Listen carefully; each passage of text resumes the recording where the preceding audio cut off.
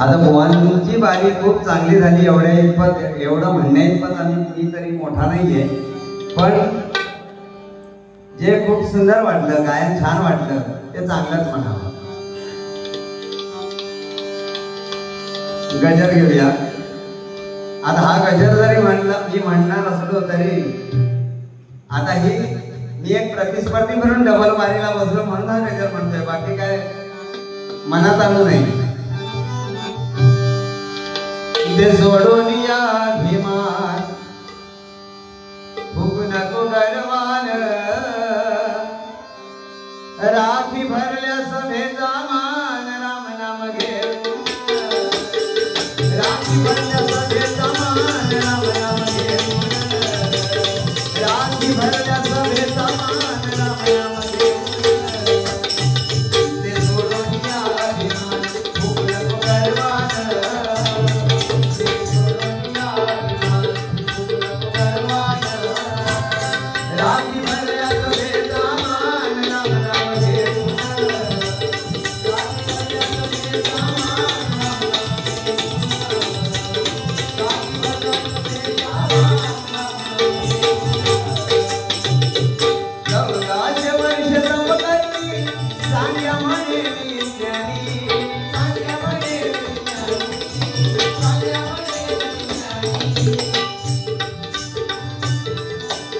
ज्ञानदेवांच्या भेटीला आला वाघावरुणी, आला वाघावरुणी, आला वाघावरुणी.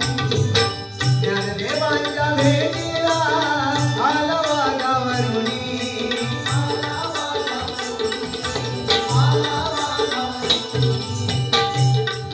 1400 वर्ष ज्यांनी तपश्चर्या केली ते चांगदेव महाराज ज्ञानेश्वरांच्या भेटीला, माऊलींच्या भेटीला आले. पण भेटीला येताना कसे आले? हातात सर्पाचा चाबूक होता,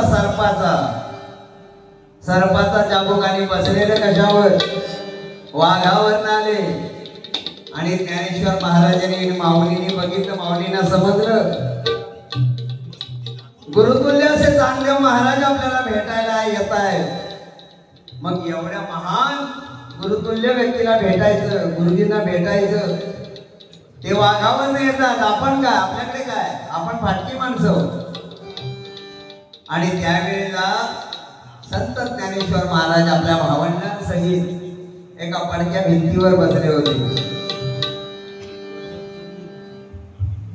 चांगदेवांना वाटलं होतं की मी वाघावर निघालोय म्हणजे मी केवढा मोठा, हातात सर्पाचा चाबूक आहे म्हणजे मी केवढा मोठा. पण तिथे सुद्धा गर्वहरण झालं. कसं? लक्षात घ्या, माऊली पडक्या भिंतीवर बसलेल्या होत्या आपल्या भावंडांसहित, आणि एवढं समजल्याबरोबर फक्त भिंतीवर एक थाप मारली आणि सांगितलं, अगं बाई चल, चांगदेव महाराज भेटीला येत आहे.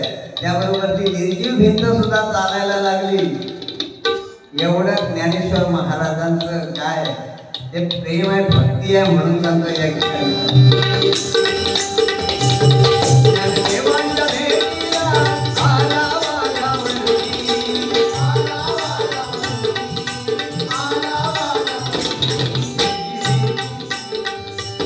भिंतीला चालली ज्ञाना वाघाला पाहून, भिंतीला चालली जाग्याला पाहून, राखी भरल्या सभेचा मान,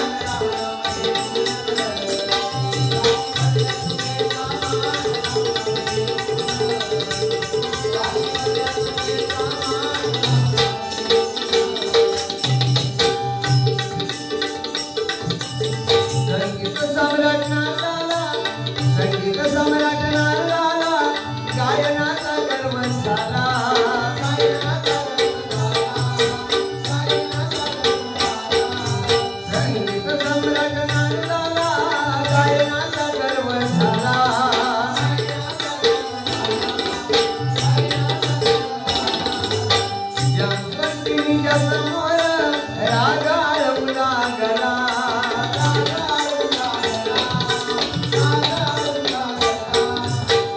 नारद मुनींना सुद्धा वाटलं की माझ्यासारखा संगीत तत्ववेत्ता कोण नाही या जगात, या पृथ्वी तलावर संगीताचा जाणकार माझ्या सारखा दुसरा कोणीच नाही. पण जेव्हा जांबुवंतीची भेटी,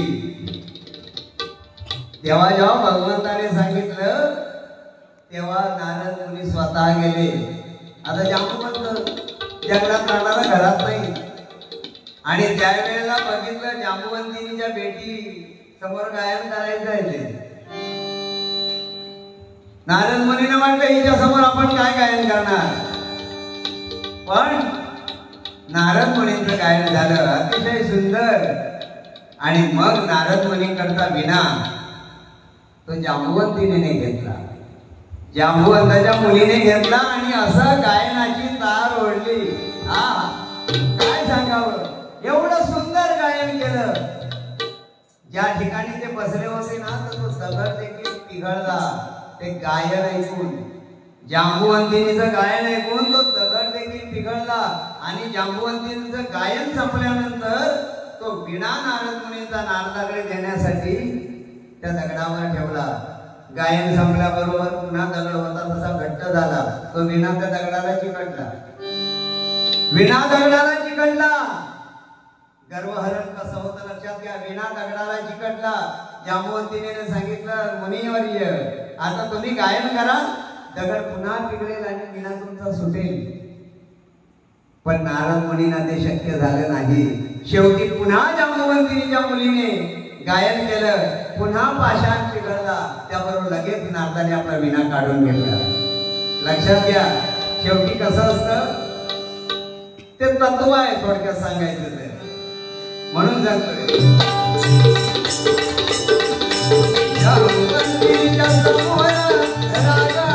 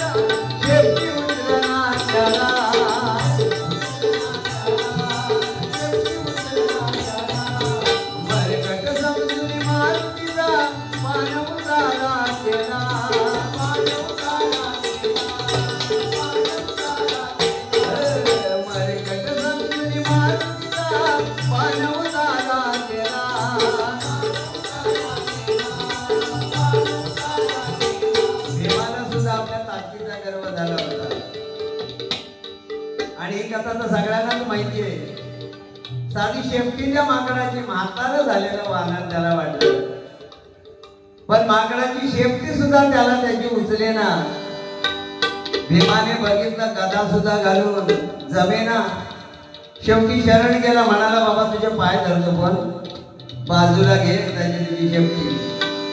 शेवटी गर्वहरण कसं होतं लक्षात घ्या. प्रत्येक ठिकाणी कुठे गेल्यानंतर, भगवंताच्या दरबारात गेल्यानंतर मान झुकवूनच गेलं पाहिजे. आता हे तर मंदिर भव्य आहे, पण कुठल्याही बऱ्याच जुन्या मंदिरामध्ये जर गेलात कधी तर ज्यावेळी आपण गाभाऱ्यात प्रवेश करणार त्यावेळी त्या मंदिराच्या गाभाऱ्याचा दरवाजा अगदी छोटा असतो.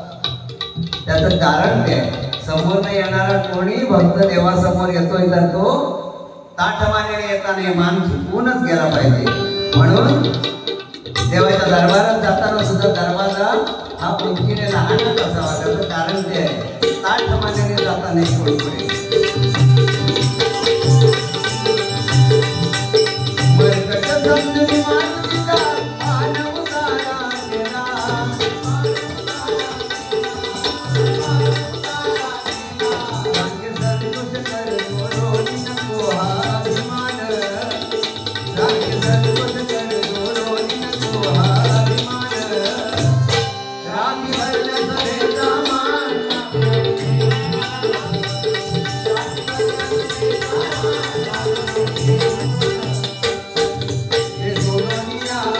वा